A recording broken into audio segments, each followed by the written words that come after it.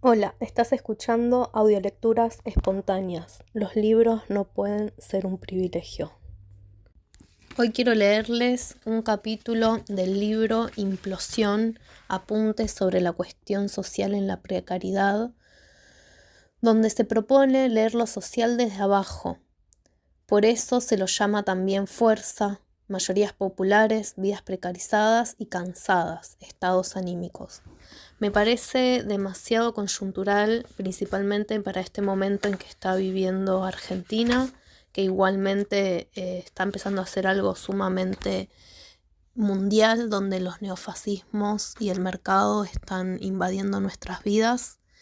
Así que les traigo este capítulo para seguir dándole rosca al asunto. Dice así: guerra y precariedad. Vivimos tan hondamente sumidos en la guerra que se nos ha vuelto del todo inimaginable la paz.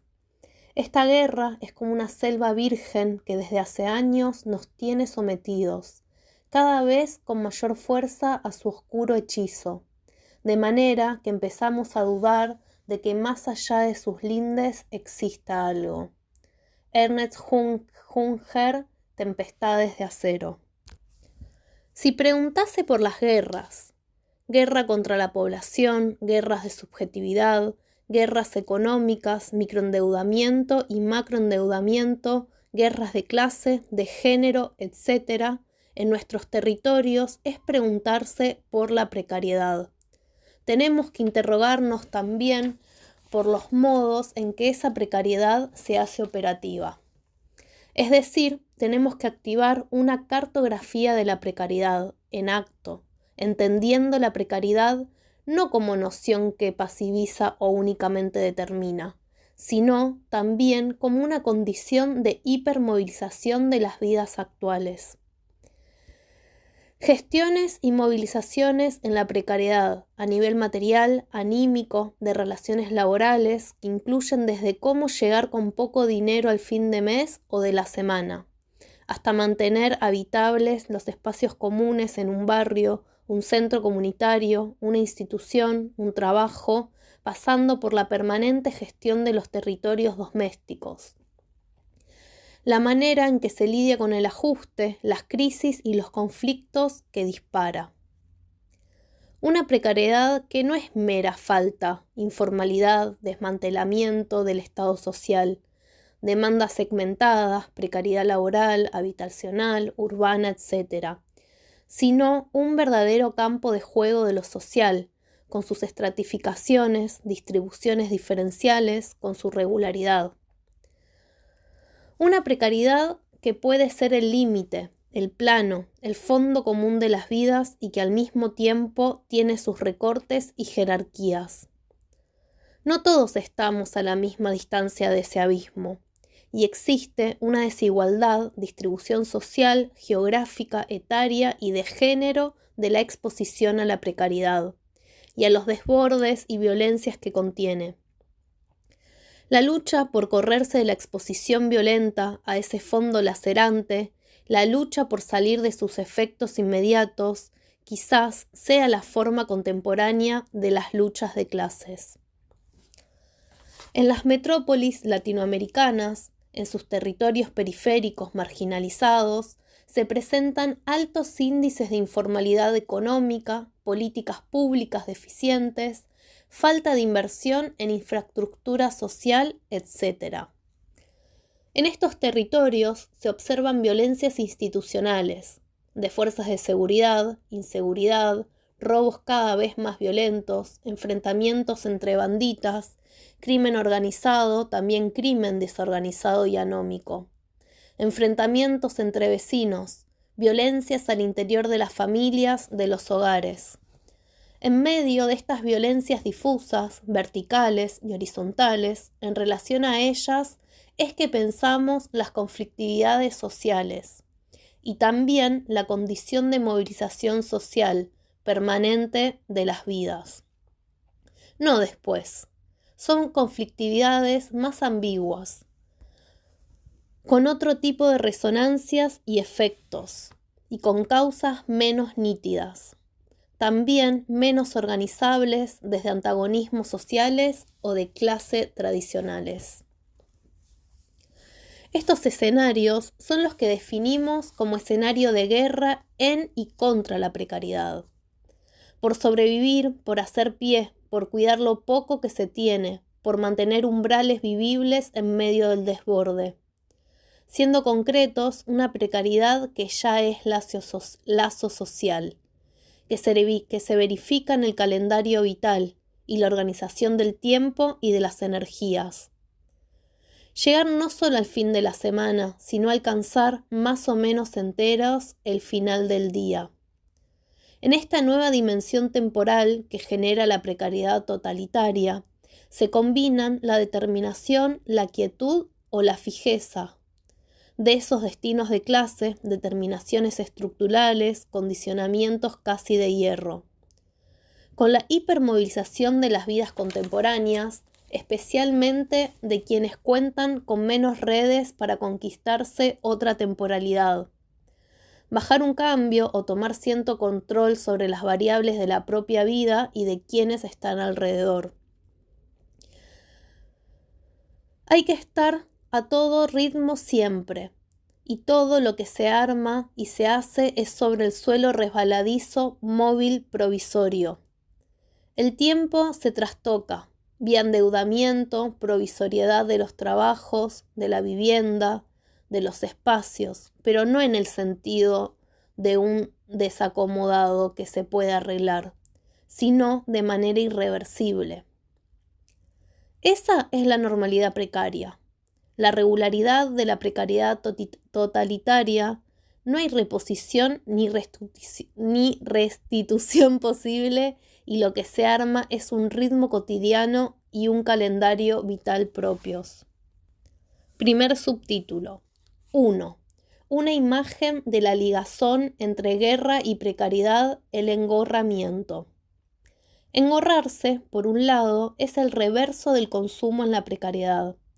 Aunque solemos escuchar esto es mío, cualquier propiedad, porque lo gané, compré con sacrificio, deslomándome. La ética del sacrificio y el esfuerzo del trabajador es anacrónica. Esto, cualquier mercancía o propiedad, va a ser tuyo aunque ya lo hayas comprado, solo si lo defiendes y te lo ganas en cada ocasión. El consumo, en su versión contemporánea, no es simplemente anestesiante, consumo pasivo, o liberador en tanto efímero consumo y ya está, sino que requiere ponerse en movimiento y sostenerlo cada vez.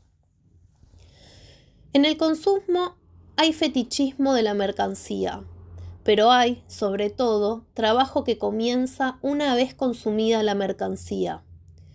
Consumir algo es saber que lo tenés, que poner a trabajar, es ponerlo en juego, valorarlo, hacerlo desear por otros y defenderlo de esos otros.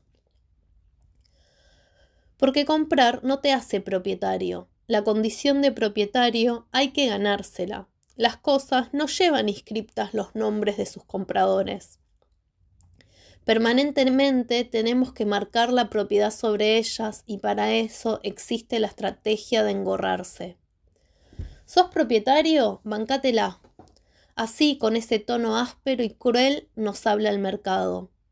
Si sos propietario, tenés que estar permanentemente dispuesto a apropiarte de tus propiedades para que sean tuyas. Mediante la misma ilusión retroactiva que crea interioridad, el engorrarse crea propiedad. Esto es mío porque estoy dispuesta a defenderlo de vos. Y esta lógica se puede extender a una tierra, una habitación en una vivienda precaria, una esquina tranza, etc. Las mercancías siguen bailando, pero no lo hacen solas. Requieren de nuestro esfuerzo vital y anímico, y de los dispuestos que estemos para mantenernos a flote y armarnos para enfrentar las guerras específicas de la precariedad. Es por todo este continuo que te matan por unas zapatillas o se deja la vida defendiéndolas.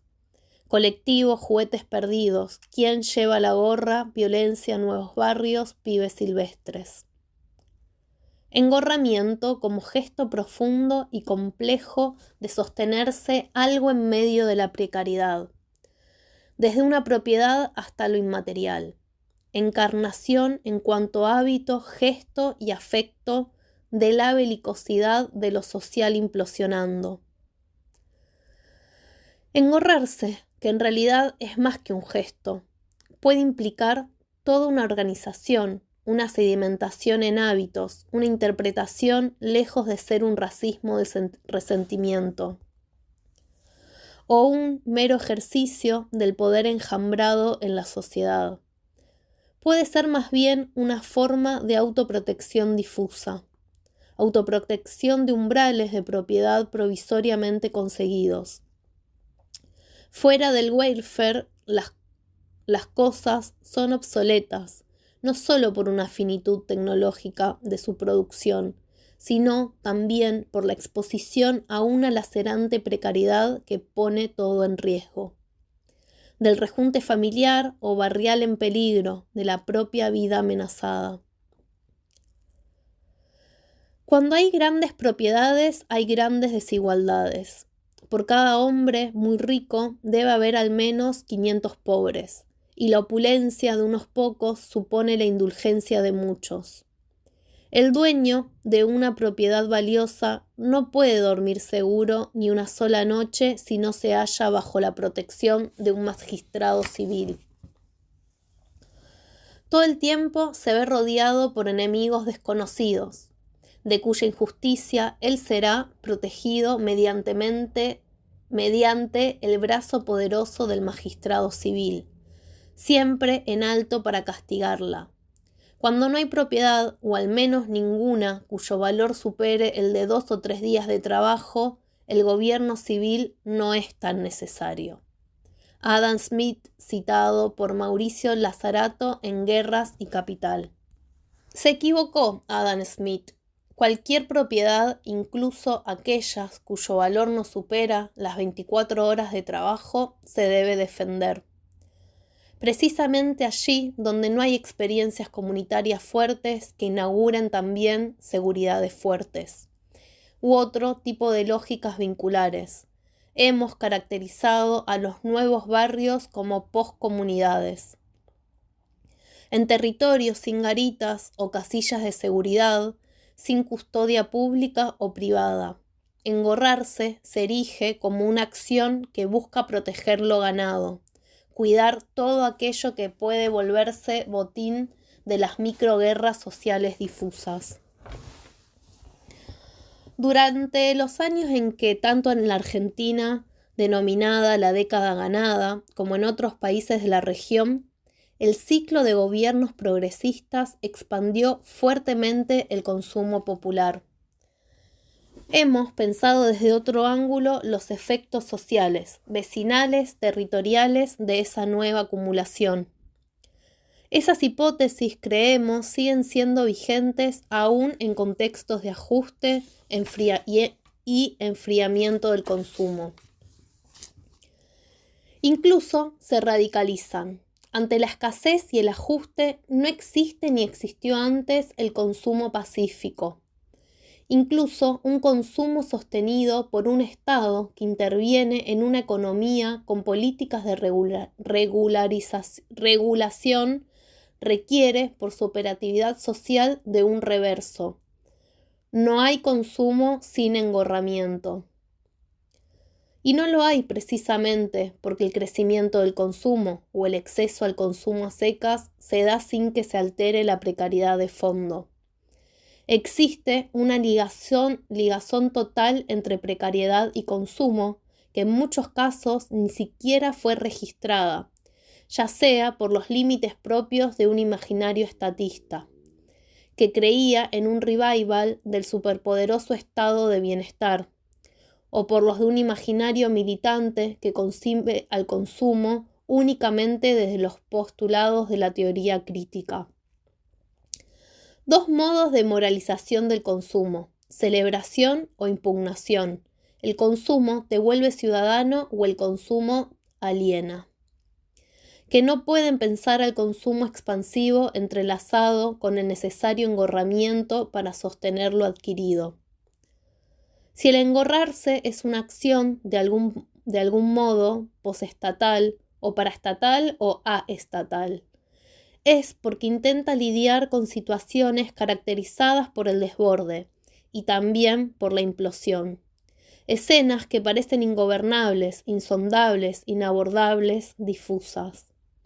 Cualquier intento de ordenar, de gestionar la defensa de esa porción del mundo propio amenazado, aunque lo que se quiera defender sea la vida familiar, comunitaria, etc., deriva en un empoderamiento oscuro, que toma todos los planos, afectivos, anímicos, corporales, mucho enfrentamiento cuerpo a cuerpo.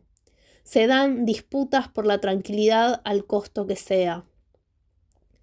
Se insiste con algo, el engorramiento o el engorrarse, como un entramado de gestos, hábitos y afectos propios de la precariedad. Queda lejísimo de la toma de posición ideológica o moral. El entrecruzamiento entre guerra y precariedad no cabe en la lectura simplista de la derechización de la sociedad ni en la lectura culturalista, o sería más bien naturalista. Esa que dice es así y lee barbarie o guerra de pobres contra pobres, ahí donde hay precariedad totalitaria. Imagen muestra random. Un trabajador joven, informal, sale del depósito y cruza la calle para esperar el colectivo que lo devuelva a su residencia luego de una extenuante jornada laboral de 10 horas. Lo intercepta un trabajador joven, informal, ambos son monotributistas, que conduce una moto con su uniforme de pedido ya. El joven uno sabe, lo charlan con sus compañeros de trabajo y con su jefe, que en el barrio, una casualidad, es el barrio en el que se crió y ya no vive. Están robando motos y bicicletas a los repartidores y repartidoras de pedido ya. Usan esos mismos vehículos para realizar robos por la zona hasta descartarlos. También se sabe en el barrio y en la ciudad que hay jóvenes trabajadores de la aplicación que entre una entrega y la siguiente, si da la oportunidad, también roban aprovechando el uniforme, que en estas ocasiones deviene disfraz. Las cajas grandes que portan, como caparazones de tortuga, pueden guardar pizzas, empanadas, cafés o esconder celulares. El joven 1 es víctima del robo de su celular por el joven 2. El joven 1 se distrajo un segundo y ¡zas!, le sacaron el celular. Se distrajo, pero no. Se confió más bien porque quien se aproximaba era un trabajador como él. Nunca supo, aunque sospecha la segunda opción, si era un ladrón que había robado la moto y se disfrazó de trabajador o si era el dueño de una moto que laburaba y se disfrazaba ocasionalmente del ladrón. Del joven 2 ni noticias. El joven 1 contó el robo en el depósito al día siguiente. Sus compañeros de trabajo lo interrogaron sobre si había modificado o no su percepción. En el anterior robo, a otro pibe, el joven 1 se había pronunciado en contra de un linchamiento imaginario. No le parecía la solución. Ahora que le robaron el celular a él, le recuerdan entre risas y bronca retroactiva su no involucramiento libidinal en esa necesaria pedagogía de la violencia. El jefe le dijo, cuando el joven 1 le recordó que tenía que tener otro celular para trabajar: cuando los envían a cadetear lejos del depósito necesitan estar conectados. Que un poco tenía la culpa y que era responsable por no haber cuidado el celular. Una denuncia a la comisaría es lo impensable. Todos saben que en el último tiempo el barrio cambió y la zona está liberada para cualquier tipo de delito. Mientras se lamenta por la pérdida del celular, cargado de impotencia, el joven 1 dice: nosotros podemos traducirlo así, que en la próxima vez tendrá que aprender a engorrarse. 2. Un segundo subtítulo. 2. Economía y precariedad, el ajuste de guerra.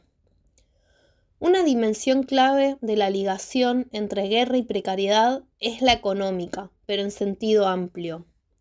¿Qué significa profundamente el ajuste económico?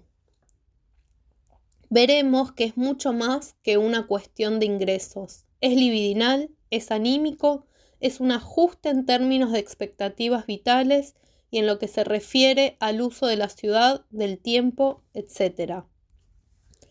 ¿Qué significa el ajuste cuando cae sobre una sociedad como una estrategia de enfriamiento a gran escala, mutilando hábitos, afectos, expectativas? Cortando las amarras que mantienen a las vidas a flote en la precariedad, cortando las amarras que mantienen a las vidas a flotes en la precariedad, densificando lo social, implosionando, el ajuste como un gran intensificador de la implosión social. Estas son preguntas y enfoques que deben formar parte de una agenda de investigación exhaustiva, de una cartografía política clave. La inflación, el salario, la relación entre el ajuste y el amplio mundo del trabajo, el endeudamiento, el ajuste en términos subjetivos, las estratificaciones del ajuste de guerra. Por segmento de población, género, redes comunitarias, el terror anímico que desata el proceso inflacionario sostenido en el tiempo. Inflación más rejunte es depresión y también desesperación. Aún en un contexto de congelamiento de la economía y brutal ajuste, se reemplaza dinero en el bolsillo por gorrudismo en el corazón. ¡Ay! La verdadera cláusula gatillo de estos largos años parece haber sido la licencia para ejercer el microverdugueo y aplicar jerarquías sobre los cuerpos que cargan con el odio social. La inflación a la que no se le ganó con las paritarias callejeras y las movilizaciones tuvo una compensación en un salario anímico que deja ser y descargar a las fuerzas más oscuras que circulan por nuestra sociedad. El endeudamiento es otra de las dimensiones clave, por cómo combina paliza anímica y malestar social, por la bomba que instala al interior de las familias y parejas, por lo que hace con el futuro inmediato, por cómo envenena el presente, por cómo organiza a nivel social el enfriamiento libidinal y el ajuste de expectativas, combinado con los niveles moleculares y molares. Un paréntesis. Aquí hay un matiz con respecto a muchas lecturas europeas en torno a la sociedad del rendimiento, la hipermovilización, las mutaciones en el mundo del trabajo. En la precariedad totalitaria se trata de guerra total o movilización total, pero para casi mantenerse a flote y defender lo que se gana, es decir, sociedad del rendimiento al extremo, pero sobre un fondo de inflación muchos años seguidos con niveles altísimos. Rendimiento y exigencia sin goce posterior, ni modo de vida, incluso con todos sus puntos oscuros y malestares, infraestructuras, redes, etc., que sostengan de algún modo ese 24/7. Paréntesis 2. Los ajustes no se hacen solos, tienen sus ajustadores, así como la precariedad tiene sus precarizadores. El pensamiento en términos de fuerzas y lógicas y no de sujetos, etc., no excluye esta dimensión central, no solo claramente para la política y las estrategias, sino también para la cuestión conceptual, para las cartografías que se tienen que hacer. Analizar la precariedad sin enfocar en los precarizadores, en sus distintos niveles, desde los jefes verdugos hasta los funcionarios medios, más allá de las intenciones y voluntarismos. Deja incompleto el mapa y eso se paga. Tercer subtítulo. Guerra en y contra la precariedad. La guerra en y contra la precariedad, o más simplemente las guerras de la precariedad, nos dejan frente a una nueva ontología de lo social, frente a un catálogo de escenas cotidianas que muestran conflictos sociales inéditos, difíciles de percibir por la gramática política y militante tradicional. Las formas de vida, los rejuntes, modos de convivencia, tan forzados como necesarios, que sustituyen o se solapan al entramado comunitario. A las imágenes de lo común, las mutaciones del heterogéneo mundo del trabajo y los nuevos odios sociales y jerarquías que lo acompañan, y de la vida barrial y vecinal, son a la vez efecto y destino de la precariedad, y al mismo tiempo escenario de resistencias e insistencias, de bosquejos de nuevas formas de politización, de militancias y agites varios. Hay política en la precariedad, por supuesto. No es tierra arrasada ni fin de la historia, pero hay que verlo un poco con otros ojos. Hay sujetos, claro, pero no son los mismos. Es necesaria una investigación sociológica y política sobre las transformaciones del mundo popular de la última década y media. Los sujetos de lo social implosionando, ese vasto mundo que venimos mencionando a lo largo de estas notas como mayorías populares. Ahí es donde se producen materialmente las mutaciones sociales y políticas profundas que aquí describimos. Esas recombinaciones entre violencia, moral, enfriamiento, endeudamiento, saturación. Y también las estrategias y creatividades en medio de esos embates, la belicosidad y las movilizaciones que son por pura fuerza vital por otros modos de vida. La cartografía que se arma en ese sentido es nutrida y ambigua, y opera de manera concreta contra toda noción de representación, de demanda, de sujeto político. Mejor dicho, la precariedad totalitaria es una bomba silenciosa para el concepto de representación política. No hay sujetos a representar, no hay precarizados por los que demandar o a quienes asistir. Cuestión que no borra los sujetos concretos de la precariedad, al contrario, sino que pone la discusión en otro plano. Bienvenidas todas las formas de parches y reparaciones posibles a la precariedad. Estatales, institucionales, autogestionadas, vengan con la carga política y moral que vengan. Pero la noción de precariedad rebalsa la noción de informalidad, de carencia, de demanda insatisfecha, de pauperización de lo social, desafilación, etc. Y en ese desborde lo que cae también es la noción clásica de sujeto y de representación, de demanda y respuesta, y todo un sistema de expectativas políticas. La precariedad funciona cortando amarres, suelta y expulsa fuera de un entramado, un rejunte cualquiera, a pequeñas consistencias armadas para conjurarla, la mayoría de las cuales no llega a rozar siquiera un umbral institucional que las haga un poco más perdurables. El ida y vuelta es constante. Se corta un amarre y se intenta hacer otro inmediatamente. Se corta un amarre laboral y se intenta fijar un amarre afectivo del tipo que sea. O se amenaza cortar un amarre barrial y se intenta evitarlo cueste lo que cueste. Si decimos que no podemos preguntarnos por las guerras en nuestros territorios sin preguntarnos por la precariedad, tenemos que mapear la precariedad a fondo, como lazo social, como gobernabilidad incluso, con la paradoja de que se gobierna precarizando y al mismo tiempo la precariedad hace imposible toda gobernabilidad. Y eso requiere pensar y cartografiar esas constantes y siempre insuficientes conjuras, más o menos audibles y secretas o íntimas, que se realizan contra la precariedad en acto, pero sin poder negar nunca la precariedad de fondo.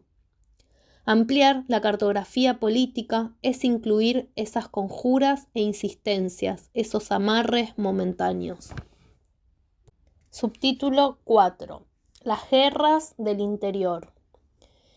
Implosión es crisis que estalla para el lado de acá.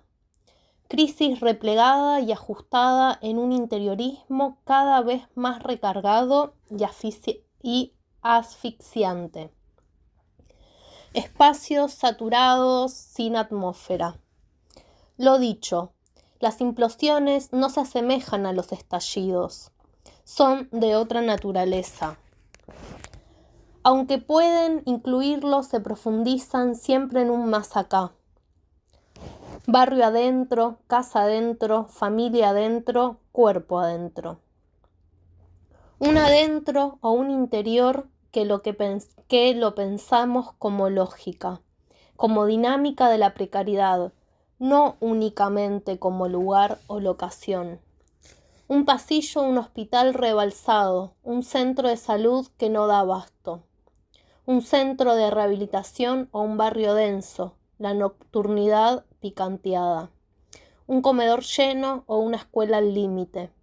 El aumento en la tasa de suicidio son expresiones de lo social implosionando, que se suman a aquellas de los hogares hacinados y sus conflictos característicos. Ahora todo es interior, todos interiores que parecen infinitos y estallados. No importa cómo quedemos acá, la casa y los trabajos, las imágenes cotidianas de asfixia por hacinamiento, el parejismo o la familia tentacular replegada en pocas habitaciones. Todo convive con el consumo y con la invasión de pantallas, y de todos los tamaños y formas, que también ayudan a perforar ese rejunte opresivo. Me voy a las redes sociales o a YouTube. Y tanto interior llama al desborde, al reviente, al estallido anímico. Porque todos esos interiores que parecen infinitos también parecen no tener fondo, o tener un fondo insondable y permanentemente desplazado. Hogar agridulce y ambiguo hogar, trinchera de las guerras sociales y cárcel psíquica y anímica. Búnker para la inseguridad ambiente y cuadrilátero para los combates intrafamiliares y el desborde afectivo. Y no hay válvula de escape. Abriendo la puerta de la casa no se descomprime nada. Los quilombos derramaron al barrio y a la ciudad entera. El adentro es ciudad. Cuando todo es interior, la lucha de clases es por el espacio en esos adentros, por evitar el hacinamiento. No solo por un par de metros cuadrados propios al interior de un hogar hacinado, sino por una vía de salida hacia una imagen de apertura, que puede deparar en una aventura, el consumo, la estética personal o la banda ancha. La economía de los afectos y de las cosas actuales, con sus conflictos, generan un corredor centrífugo en los hogares, los barrios, las bandas. El trabajo, el espacio público, la vivienda o la tierra, por ejemplo, son problemas que no pueden desvincularse de estas otras series de conflictos y quilombos de la precariedad. Con sus interiores, lo anímico, los afectos y las guerras cotidianas, etc. No solo las luchas por la tierra, el trabajo o el derecho a la ciudad no pueden desvincularse de estos encadenamientos, sino que muchas veces los desbordes y quilombos de estos interiores, nidos de serpiente, desbordan y desordenan lo que esas otras luchas organizan a nivel barrial o comunitario. como un virus autoinmune en un cuerpo. Esta fue una cita de Colectivo Juguetes Perdidos, quien lleva la gorra. Viaje al interior de las familias. Hacer un recorrido por la superficie de contacto entre las casas y el resto del barrio. Ningún choque o detonación puede explicarse porque ya viene con 10 capas de detonación plegadas sobre sí, implosionadas. Cada hecho barrial viene con la fuerza de otras colisiones inmediatamente anteriores y a su vez genera otras 10 más. Hay ondas expansivas de las explosiones y hay ondas que quedan adentro y que detonarán después. ¿Quién sabe dónde o cuándo? O que quedarán rebotando en el mismo cuerpo. La implosión y sus efectos hacia adentro y hacia afuera. Ahora viene otra cita de Colectivo Juguetes Perdidos de la Sociedad Ajustada.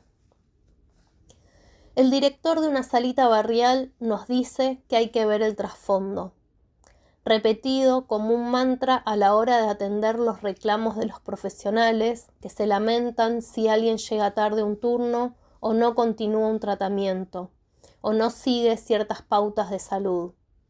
Tenés que ver qué pasó con la familia, con la mamá, no sirve culpar a nadie.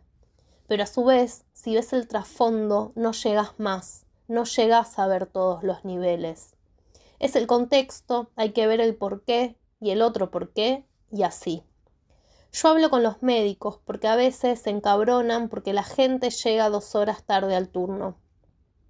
Pero yo les digo que tienen que ver por qué es eso. Si durmió o no durmió, quién dejó a los nenes, etc. Hay que ver los trasfondos de la situación. Siguen escribiendo ellos. A la dimensión genealógica de la precariedad hay que sumarle entonces una dimensión cartográfica. Mapear los pliegues, los adentros, las geografías barriales y hogareñas y institucionales.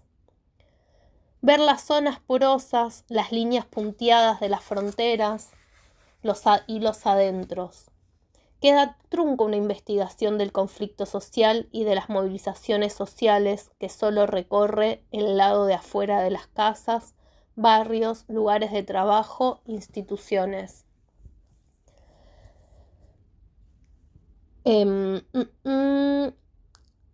Subtítulo 5. Cansancio y disputas por la tranquilidad anímica. Arranca con otra cita del Colectivo Juguetes Perdidos del texto o libro Perón, la realidad efectiva te la debo. La tonalidad afectiva de la sociedad ajustada es el cansancio. Vidas cansadas, aplacadas, al mismo tiempo que hipermovilizadas por todos los vectores sociales que se intensificaron hasta el enloquecimiento con la crisis. Hay que gestionar una vida con cada vez menos margen de tiempo y de guita. Un cotidiano con cada vez más belicosidad en la que hay que sostener material y anímicamente la vida. Las deudas que crecen y no se pueden pagar. Las familias ampliadas y mal regresadas o hacinadas en las piezas que se copan y alojan. Los laburos que escasean o devoran cada vez más tiempo vital. La desocupación que es más ocupación de la cabeza quemada e impotente por falta de guita y el barrio ajustado que también es el barrio rejuntado de siempre, pero en versión espesa y más violento. Vidas hipermovilizadas y cansadas. Vidas en barrios quietos si de berretines políticos y comunitarios se trata. Un aplacamiento y un aplastamiento que no tiene mucho sentido explicar en esa jerga sociológica que mira muy de arriba. Individualismo, privatización de la vida, cultura de derecha, neoliberalismo con su meritocracia, bla, bla, bla. Quizás solo falta combustible para saltar y bancar. Porque la nafta está toda vertida en la maquinita de carne y hueso que todos los malditos días sostiene el umbral de la vida en la precariedad. Sin espacio subjetivo y sin tiempo social para organizarse y militar el barrio para participar de sus armas y sus redes colectivas, la crisis, para quienes tienen una percepción lúcida y una biografía inquieta, deviene aún más jodida. Hay que enfrentarla de modo solitario. Siguen escribiendo ellos. Uno de los planos más novedosos de la precariedad cuando se vuelve totalitaria es el anímico. Dimensión también es central en la gestión de los territorios o en su imposible gobierno. No hay regulación ni adiestramiento más o menos duradero de los cuerpos y de los territorios, sin ese adiestramiento moral y anímico de las poblaciones. La guerra contra las poblaciones no se articula solamente en torno a la precarización de la economía, los trabajos, las infraestructuras urbanas y los conflictos que hacen a la dimensión material de la desigualdad. La defensa de la propiedad, el enfrentamiento producto de la escasez, etc., sino que también se articula en relación a los estados de ánimo, entendidos de manera profunda, no como sentimentalismo, felicidad o descontento, o como más o menos estrés o quemazón laboral, sino como entramado de afectos en la precariedad.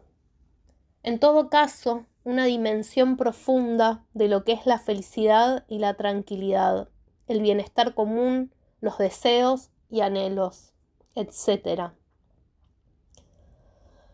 La palabra tranquilidad debe ser una de las que más resuenan, no solo en una escucha rápida de sondeo y encuesta de opinión o del discurso televisivo, sino en términos del día a día, del cotidiano de las mayorías populares. La tranquilidad no remite a algo sostenido en el tiempo, sino que parece hablar de un equilibrio momentáneo, de una percepción del cotidiano que se aquieta en la pura contingencia. Y en esto se distingue de la noción de orden. Pedir tranquilidad y no orden puede ser asumir que no hay operación necesaria ni lugar legítimo desde donde ordenar. Si orden se le pedía al Estado moderno, orden frente al caos económico, político y público, tranquilidad es lo que se pide de manera más o menos silenciosa, algunas veces desde el ruido o desde un insistente murmullo en la precariedad totalitaria. Desear tranquilidad social no es lo mismo que pedir orden público. Un pedido de tranquilidad incluye lo público, pero no se reduce a esa dimensión. Se pide tranquilidad en las calles, en el barrio, pero también en el interior de la casa, en los vínculos familiares y sociales, en la propia vida. Intranquilidad y no caos es lo que predomina en lo social implosionado. No se trata tanto del caos del estallido, de la debacle, de la anomia ruidosa y enloquecedora, a la vez que intensa, adrenalínica, sino una intranquilidad como sonido de fondo, ruido blanco constante como característica de la vida anímica en la precariedad, y como demanda infinita e impracticable también. Intranquilidad como efecto de la exposición permanente al infinito, y a ese afuera abierto que se introyecta en cada vida y en cada hogar, en cada mundito que es la precariedad totalitaria. De pedir orden y defender la sociedad a proteger el estado de ánimo entonces. O en todo caso, defender esos rejuntes que son conjuras, esos armados medio milagrosos que quién sabe cuánto duran. El laburo o ingreso inesperado, el buen clima en una institución, esa iniciativa en el barrio que por ahora va bien, etc. sobre capas de terrores pasados y sepultados, o redefiniéndolos, nuestra época incubó su propio terror, un terror exclusivo de la precariedad, el terror anímico. Un terror que no tiene rostros nítidos ni agentes concretos que nos recuerden sus límites, porque estos tampoco son claros. El terror anímico es una constante de la precariedad cuando ésta deviene totalitaria. El terror anímico es uno de los tonos afectivos de la sociedad implosionando, así como el cansancio. Se retroalimentan. El terror anímico cansa, y estar cansado en suelo resbaladizo y hostil que te requiere siempre al 100, endeudamiento e inflación mediante, provoca un terror que no se asemeja a los terrores de épocas pasadas.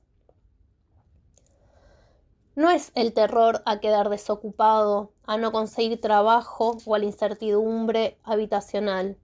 Son todos esos terrores en continuum y muchos más.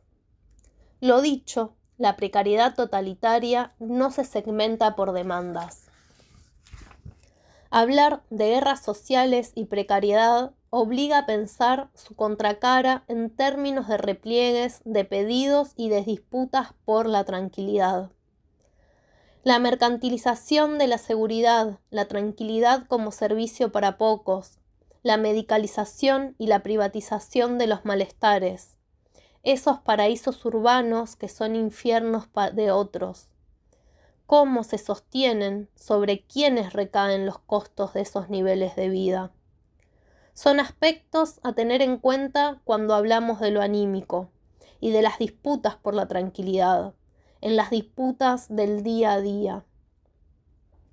Una verdadera ampliación del campo de batalla que incluye interiores implosionados, cabezas quemadas, nuevas trincheras y zonas de conflicto, vidas inquietas y pedidos urgentes de tranquilidad.